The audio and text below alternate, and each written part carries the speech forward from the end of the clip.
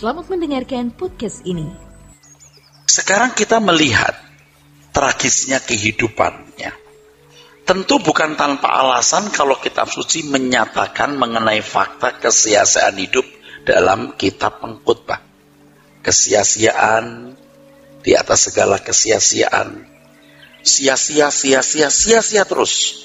Dalam tulisannya, penulis yang mengatasnamakan Raja Israel anak Daud, Salomo, menyatakan dengan tegas bahwa segala sesuatu di atas bumi ini adalah sia-sia.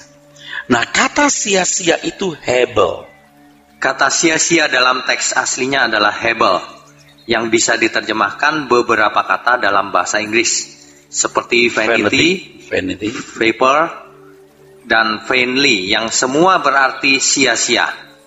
Pada dasarnya, kata hebel bisa berarti sesuatu yang kurang penting dibanding dengan sesuatu lain yang memiliki kepentingan yang lebih besar. Ya, hebel itu pertama artinya sesuatu yang kurang penting. Dikatakan kurang penting sebab ada padanan. Ya, ada padanan dibanding dengan sesuatu yang lain yang lebih penting atau lebih bernilai. Terus, hebel juga bisa berarti seperti gumpalan cair sangat kecil yang melayang di udara, seperti uap panas. Ya, kalau kita masak air panas, ada uap kan? Nah, itu hebel. Itu hebel, saudaraku. Nah, kata hebel juga bisa berarti nothingness, tidak ada nilainya, atau perishableness, berkeadaan bisa binasa. Ya, terus hal yang benar-benar sangat ironis, Raja Israel, anak Daud yang terkenal kaya raya berlimpah harta benda, dengan segala kemewahannya, berhikmat, dan sangat kesohor kebesarannya, menyatakan bahwa hidup ini adalah sia-sia. Padahal ia seorang yang mengecap segala kenikmatan hidup lebih dari semua manusia pada zamannya. Apa yang Salomo kemukakan menunjukkan kejujuran dirinya. Setelah ia menikmati segala kenyamanan hidup, ia membuktikan bahwa kehidupan di bumi bukanlah sesuatu yang dapat dibanggakan dan bernilai tinggi. Hal ini bisa dimengerti jika kita melihat kenyataan bahwa kehidupan di bumi ini adalah keadaan yang telah meleset dari rancangan Allah. Tuhan Maha Sempurna tidak mungkin menciptakan kehidupan seperti yang kita saksikan dan alami di bumi sekarang ini. Seperti yang tertulis dalam kitab Kejadian, pada mulanya Allah menciptakan bumi dengan segala isinya, dengan keadaan yang dinilainya sungguh amat baik. Ini berarti Tuhan memandangnya sungguh sangat sempurna sebagai fasilitas yang dapat dinikmati manusia yang adalah anak-anak Allah. Tidak mungkin Tuhan yang cerdas, yang berhikmat menciptakan dunia seperti yang sekarang ini, saudara, kita lihat dan kita alami. Ya, terus kejatuhan manusia dalam dosa mengakibatkan keadaan bumi dan manusia menjadi rusak. Bumi menumbuhkan onak dan duri, sementara manusia sebagai pelaku kehidupan berkarakter buruk. Hal ini mengkondisi kehidupan menjadi semakin rusak. Karakter manusia yang buruk menciptakan berbagai kesulitan dan bencana bagi manusia itu sendiri. Bumi ditanduskan dan dicemarkan oleh penduduknya sendiri.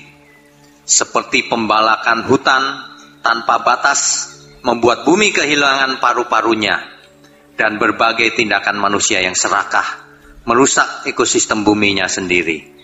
Kerusakan bumi ini semakin tahun semakin parah dan mendatangkan bencana bagi manusia itu sendiri. Iya. Nah, saya sebenarnya membagi ketragisan hidup ini dalam dua kelompok atau dua bagian. Yang pertama, bagian secara universal atau secara umum, secara global. Nanti di belakang, tragisnya hidup secara individu, ya. Proses penuaan, kaya pun berbahaya. Orang mau kaya, tapi kekayaan bisa orang menjadi sombong, karakter bisa malah sewenang-wenang. Jadi gimana? Miskin juga sulit, kaya juga sulit, dan seterusnya nanti di belakang. Nah, bagian depan saya khusus membahas mengenai ketragisan hidup secara umum. Oke, terus. Bumi ini pun secara umum juga mengalami perubahan ekosistemnya, semakin merosot. Pergeseran lempengan lapisan tanah yang mengakibatkan gempa semakin tinggi intensitasnya. Iya, gempa akan makin sering terjadi karena pergeseran itu intensitasnya makin tinggi. Nggak tahu ya saudara, kenapa begitu ya saudara? Kalau orang bilang bumi sudah tua, ya, pergeseran lempengan bumi menimbulkan gempa, ya. Terus kalau terjadi di sekitar laut bisa menyebabkan tsunami. Iya, terus tidak mengherankan kalau tahun-tahun belakangan ini tsunami sering terjadi di bumi kita ini. Aktivitas Gunung Merapi yang menyebabkan erupsi semakin sering. Korban erupsi gunung berapi sangat besar.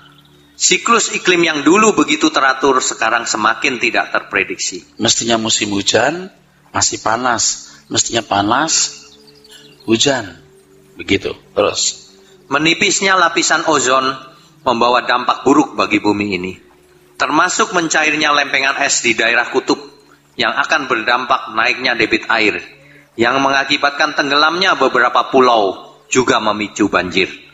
Berbagai jenis badai merusak banyak wilayah di dunia, dan lain sebagainya.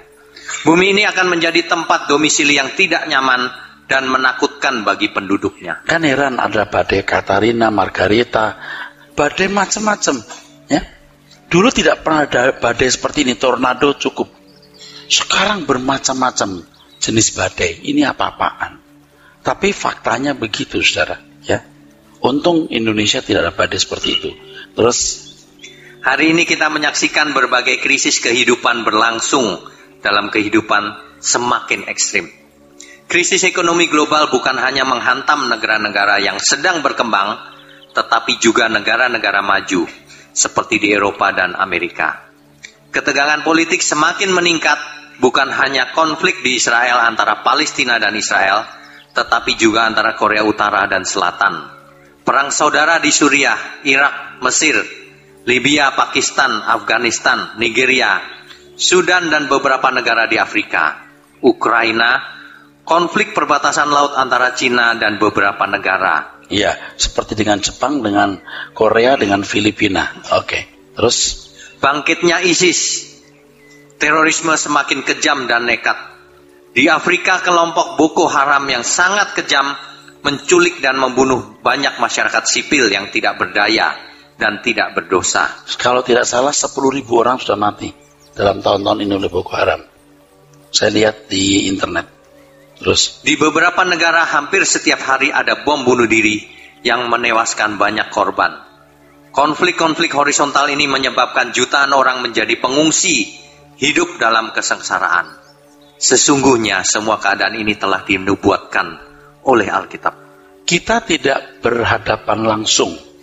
Kita tidak bersentuhan langsung, kita hanya membaca dan melihat berita itu di media cetak dan media elektronik. Seandainya kita ada di tengah-tengah mereka, kita akan mencium jelas bau tragisnya itu. Kalau kita melihat kota Gaza yang hancur, saudara, ya, ada 2.000 lebih orang yang mati, dan sekian persen itu anak-anak dan kaum wanita. Betapa tragisnya, saudara. Bom bunuh diri di Irak sekali meledak 36 orang meninggal. Sebagian ibu-ibu yang sedang belanja, kan tidak masuk akal, saudara, dunia ini. Itu tragis. Nah, kita hanya bisa berkata tragis, tapi kita tidak bisa menghayatinya secara mendalam karena kita tidak ada di tengah-tengah mereka. Kalau saudara mau, ya saudara merenungkan. Anda membayangkan, Anda ada di tengah-tengah situasi itu. Betapa tragisnya, saudara. Betapa tragisnya. Apa yang saya kemukakan ini, ya saudaraku, ini fakta. Fakta empiris, ini realita. Dan ini ketragisan hidup. Ini fakta. Ya, terus kejahatan manusia yang semakin bertambah ditandai dengan semakin rusaknya moral manusia. Banyak orang-orang muda yang hidup dalam pergaulan bebas, memberontak terhadap orang tua, free sex, narkoba, dan berbagai praktek kehidupan yang melanggar etika kesucian Tuhan. Praktek homoseksual dan lesbianisme tidak lagi menjadi sesuatu yang aib. Perceraian keluarga bukan lagi sesuatu yang memalukan. Kebebasan manusia yang tidak terbatas di negara-negara Kristen tertentu melahirkan berbagai praktek kehidupan yang tidak menampakkan keagungan Injil Tuhan. Tidak sedikit gereja-gereja di negara-negara barat ditutup dan beralih fungsi. Akhir-akhir ini ada gereja di suatu negara barat yang dibeli suatu komunitas menjadi rumah ibadah agama lain. Ya, ini menyedihkan. Ini tragis. Kalau Bapak Ibu tidak berhadapan langsung, mungkin tidak mencium bau tragisnya. Kalau saudara punya famili atau keluarga kena narkoba, saudara, jadi begitu nakal, begitu licik, begitu pinter bohong, ya, begitu nekat mencuri, Anda tahu betapa tragisnya. Dulu ini anak baik, kok sekarang jadi begini? Itu tragis, saudara. Apalagi kalau itu wanita, nggak pikir. Orang tuanya tidak percaya kalau anak perempuannya ternyata mengkonsumsi narkoba. Tragis. Saya sudah beberapa kali menyaksikan anak muda yang meninggal karena HIV. Tragis sekali, saudara. Sangat tragis. Ya. Seiring dengan perjalanan waktu yang panjang, manusia semakin jahat. Keadaan dunia juga semakin jauh dari rancangan Allah semula. Sejarah kehidupan semakin panjang atau semakin tua. Keadaan manusia dan bumi semakin merosot kualitasnya. Sampai akhirnya bumi ini tidak menjadi tempat yang nyaman untuk dihuni. Masa depan kehidupan di bumi semakin tidak menjanjikan. Sangatlah keliru kalau diajarkan dan dijanjikan kepada jemaat bahwa dunia di mana kita hidup ini bisa berubah menjadi baik. Pada akhirnya bumi ini akan hancur terbakar menjadi lautan api. Ya. 2 Petrus 3 ayat sekian-sekian, saya kira sudah kita pernah baca, saudara. Jadi grafik kemakmuran bumi ini akan merosot. Kiranya kita yang hari ini mengikuti pendalaman Alkitab ini, kita diingatkan Tuhan bahwa kita sedang menghadapi dunia seperti ini. Jangan hanyut dan tenggelam dengan kesenangan sendiri dan segala kesibukannya, sampai kita tidak peka membaca keadaan atau tanda zaman. Bersyukur kita merenungkan kenyataan ini. Sebab banyak orang yang tidak merenungkannya karena mereka tidak peduli terhadap sesama dan nasib jiwa-jiwa. Akhirnya memang kita mempelajari ini supaya kita bisa waspada terhadap kenyataan keselamatan yang membahayakan bagi diri kita dan bagi orang lain. Oke, terus. Dari berbagai ketragisan hidup yang manusia harus alami secara individu di bumi, ini secara individu, kalau tadi secara umum. Terus ada beberapa yang harus diperhatikan. Di antaranya fakta terbatasnya waktu umur hidup manusia. Saya minta kita merenungkan hal ini. Saya tidak tahu mengapa secara lengkap, tetapi saya mengalami sejak saya mengenal kebenaran lebih lengkap tahun-tahun, khususnya bulan-bulan belakangan ini. Saya melihat hidup ini tragis. Saya melihat hidup ini tragis, saudara. Saya melihat segala sesuatu jadi tragis. Coba apa sih yang nggak tragis? Nanti kita lihat di sini. Saudara lihat pasangan hidup saudara yang saudara paling cintai. Berapa lama lagi akan melihat wajahnya? Anda lihat anak saudara, kapan mau hidup bersama? Tak lagi menikah. Belum kalau anak kita sakit. Hidup ini tragis. Ya, terus. Manusia hidup dalam perjalanan waktu dan umur manusia dibatasi. Segala sesuatu akan berakhir. Jika direnungkan secara mendalam dan jujur, maka nuansa ketragisan berkenaan dengan perjalanan waktu ini sangat nyata. Tetapi banyak orang tidak menangkap dan memahaminya. Atau sengaja tidak mau tahu. Iya, terus. Di tengah-tengah kegembiraan hidup yang dialami manusia di bumi ini, satu kali semuanya akan berakhir. Ikatan persahabatan dan ikatan cinta kasih antar suami istri dan anggota keluarga akan berakhir. Keramaian, kegembiraan, persahabatan, dan persaudaraan bagaimanapun pasti ada akhirnya juga. Kematian akan memisahkannya. Ya, saudara. Saya tidak bisa menuangkan perasaan saya, tetapi saya memiliki perasaan itu, saudara. Saya memeluk anak perempuan saya hampir setiap hari memeluk anak perempuan saya. Bisa 2 kali, bisa pagi, siang, malam ketemu lagi. Anak laki-laki saya pun juga sering saya peluk. Saya memeluk anak perempuan saya dengan hati begini. Sampai kapan kita bersama seperti ini, nak? Saya jadi tragis melihat segala sesuatu. Dan itu bukan lebay loh.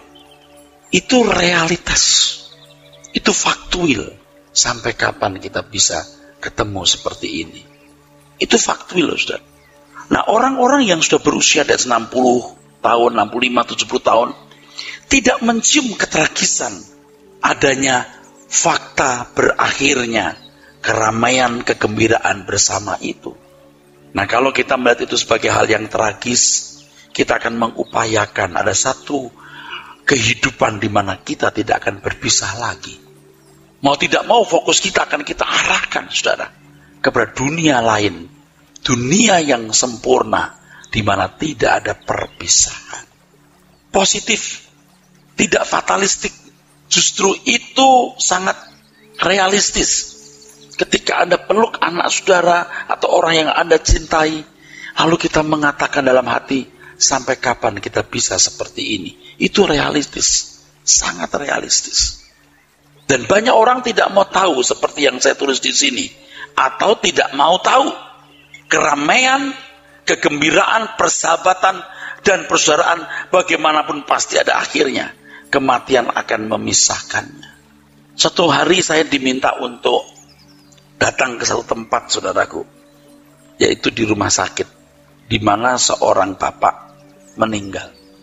Saya kenal bapak ini, tapi saya bersahabat dengan temannya bapak ini. Ya, karena temannya bapak ini orang dekat saya, jadi saya dengar teman dekatnya dia meninggal, aku datang. Jadi saya datang, saya di kamar mayat, udah malam, udah mungkin juga mendekati tengah malam.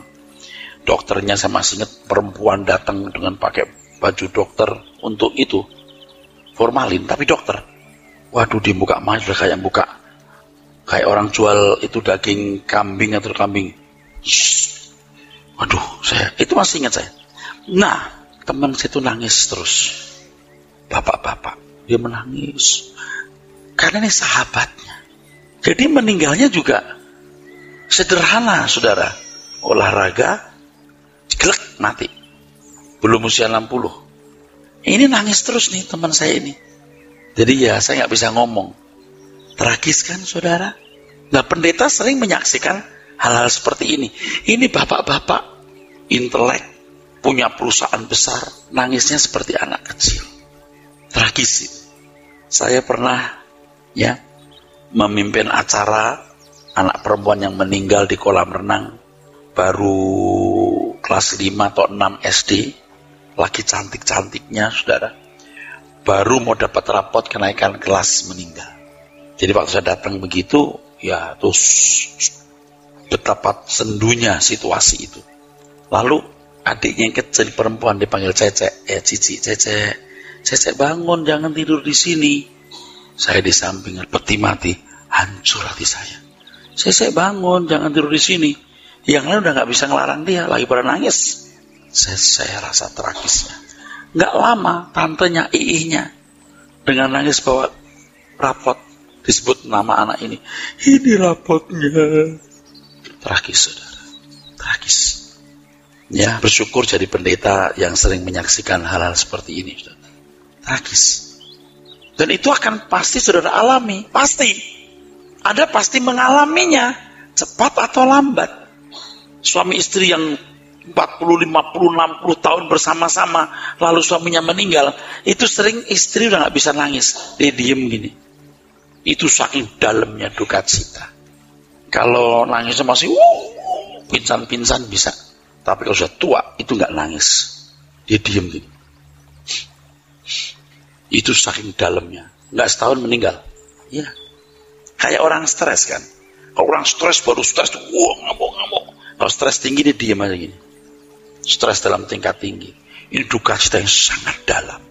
Dan biasanya nanti akan rasa pada waktu hari kedua, ketiga, keempat, itu baru berasa. Jadi waktu hari pertama, hari kedua itu kayak mimpi. Bener gak sih udah meninggal? Bener gak sih sudah gak ada? Tapi ketika hari ketiga, hari keempat, betul-betul tidak ada lagi di rumah itu. Dia lihat bajunya, dia lihat bekas cangkirnya, itu nyeseknya dalam. Dan semua kita akan mengalami. Nanti kalau sudah 2, 3, 1, 2 hari belum, 3 hari, 4 hari, 5 hari, bisa berbulan-bulan nyesek, saudara. Saya punya pengalaman seperti ini waktu SMA, mama saya meninggal. Jadi saya juga punya pengalaman yang begitu pedih. Ditinggal meninggal mama yang masih relatif muda, itu pedih sekali. Kalau ditinggal mama udah umur 75 tahun, 80 tahun, yang buang air di tempat, udah sakit parah, mungkin kita lebih rela. Dan kalau masih segar lalu meninggal, pahit sekali, saudara. Pahit sekali. Pedih sekali. Oke, teruskan. Perlu dihayati atau direnungkan bahwa semua kesenangan yang bisa dinikmati sendiri, individu maupun bersama-sama, akan berakhir. Berkenaan dengan hal ini, Pengkhotbah 3 ayat 1-2 menyatakan, untuk segala sesuatu ada masanya. Untuk apapun di bawah langit ada waktunya. Ada waktu untuk lahir, ada waktu untuk meninggal. Ketika kita ada dalam suasana pesta dan berbagai suasana kegembiraan, perlu dibisikkan dalam jiwa kita kalimat, pesta ini akan berakhir. Hal ini akan menghindarkan kita dari terhanyut kesenangan-kesenangan dunia, sehingga melupakan realitas terbatasnya waktu hidup ini. Di pihak lain, kalau kita dalam penderitaan dan kesulitan, kita akan menjadi kuat tatkala kita mengingat bahwa semua penderitaan yang kita alami akan berakhir. Ya, saudaraku. Kita sekarang punya satu jurus. Waktu kita menikmati kegembiraan, bisikkan dalam hatimu, semua ini akan berakhir. Bisikkan. Ya. Ini akan berakhir. Pesta ini akan berakhir. Kalau orang-orang yang tidak mengenal kebenaran, dia tidak pernah berpikir itu. Pesta ini berakhir, besok kita bikin lagi. Besok berakhir, aku besok bikin lagi. Sampai dia dipaksa, tidak punya kesempatan sama sekali. Lebih baik kita berkata, pesta ini akan berakhir. Kegembiraan ini akan berakhir. Harus melihat dengan kacamata yang benar. Semua ini akan berakhir. Teruskan, Pak. Ketragisan yang lain adalah bahwa segala sesuatu tidak ada yang berkeadaan tetap. Tuhan Yesus menyatakan bahwa di bumi ngengat dan karat merusakkannya, dan pencuri membongkar serta mencurinya. Ini berarti selalu ada kemungkinan adanya perubahan ke arah surut. Demikian pula dengan keadaan fisik manusia yang pasti akan mengalami proses penuaan. Seiring dengan perjalanan waktu, maka kecantikan, kesehatan, dan keagungan tubuh manusia akan mengalami degradasi. Makin tua metabolisme tubuh, semakin merosot menuju kematian. Firman Tuhan mengatakan bahwa umur manusia 70 tahun dan jika kuat 80 tahun. Dan kebanggaannya adalah kesukaran dan penderitaan. Mazmur 90 ayat 10. Dalam hal ini umur panjang pun bisa menambahkan penderitaan. Coba, saudara. Mau panjang umur pun menambah penderitaan. Sebab dengan fisik kita yang sudah lebih 70 tahun, pada umumnya, tidak semua, pasti lebih menderita, saudara. Waktu muda, pengen punya rumah bagus, tidak panas, ya. Kalau waktu muda miskin hanya pakai kipas angin, itu pun suaranya seperti helikopter. Begitu kaya, sudah tua, baru kaya, punya AC, tidak berani nyalain, kedinginan. Kekayaan materi yang diburu semua manusia belum tentu mendatangkan kebahagiaan hidup ketika berhasil meraihnya. Sering terjadi kekayaan merubah manusia menjadi kejam terhadap sesama, egois, kesombongan, dan keterikatan dengan materi, sehingga seseorang tidak mencari kerajaan surga. Sementara di pihak lain, kemiskinan menggiring banyak orang kepada perbuatan tidak mengenal belas kasihan. Karena kemiskinan, tidak sedikit orang melakukan perampokan, penjarahan, dan tindakan anarki lainnya. Karena kemiskinan juga ada wanita-wanita menjual dirinya. Di beberapa negara terjadi praktek human trafficking atau perdagangan manusia. Hal ini sudah mirip dengan suasana dunia ribuan tahun lalu. Adanya penjualan budak-budak. Kalau dulu manusia diperdagangkan untuk menjadi budak, bekerja di perkebunan, dan kerja tangan lainnya, tetapi zaman sekarang penjualan manusia untuk menjadi budak seks. Ya, saudara. Ini tragis. Kekayaan yang kita miliki pun bisa membahayakan. Saudara sebagian pasti tahu, orang berubah ketika menjadi kaya. Ketika dia sukses, ketika hartanya banyak, dia menjadi sombong. Dia tidak mengerti orang lain. Dia menjadi egois. Dia mau dilayani. Dia mau dihargai. Dia mau dihormati. Dia lebih kejam dan tega menekan orang lain. Itu faktanya loh. Itu fakta loh, saudara. Jadi kekayaan pun, kalau seseorang tidak memiliki kapasitas yang memadai untuk memilikinya, bisa merusak orang itu. Nah, orang-orang yang mencintai Tuhan, orang-orang yang mengasihi Tuhan dan belajar bertumbuh dalam Tuhan, itu pasti akan diberi porsi yang pas oleh Tuhan. Dan dia sendiri juga tidak mempersoalkan akan punya berapa banyak. Tapi yang penting dia bisa menjalani dari hari ke hari. Teruskan. Sejajar dengan kekayaan, kehormatan, pangkat, dan kekuasaan yang juga diburu oleh banyak orang, setelah dicapai malah menjadi sarana untuk menindas orang lain, sampai mereka tidak lagi memiliki nilai-nilai kemanusiaan. Pada kenyataannya, pada sebagian orang, ketika mereka sampai dalam Tuhan, itu pasti akan diberi porsi yang pas oleh Tuhan. Dan dia sendiri juga tidak mempersoalkan akan punya berapa banyak. Tapi yang penting dia bisa menjalani dari hari ke hari. Teruskan. Sejajar dengan kekayaan, kehormatan, pangkat, dan kekuasaan yang juga diburu oleh banyak orang, setelah dicapai malah menjadi sarana untuk menindas orang lain, sampai mereka tidak lagi memiliki nilai-nilai kemanusiaan. Pada kenyataannya, pada sebagian sesamanya, ya, ketika lemah dia mengerti orang lain. Ketika lemah dia punya toleransi, begitu dia kuat toleransi lagi. Ini tragis hidup ini, saudara. Punya banyak salah, punya sedikit salah. Tapi inilah fakta hidup, saudara. Terus, tidak sedikit orang-orang yang berkiprah di gelanggang politik hanya bertujuan untuk kepentingan kehormatan diri sendiri dan kekayaan, bukan demi mewujudkan cita-cita bangsa. Hal ini terbukti dengan praktek korupsi dalam jumlah yang sangat besar oleh para penyelenggara negara yang dulu mereka rakyat biasa yang berjuang dengan alasan untuk kepentingan bangsa. Ketika mereka terbukti sebagai koruptor, mereka tidak menunjukkan perasaan yang benar-benar malu, seakan-akan bukan suatu kejahatan besar.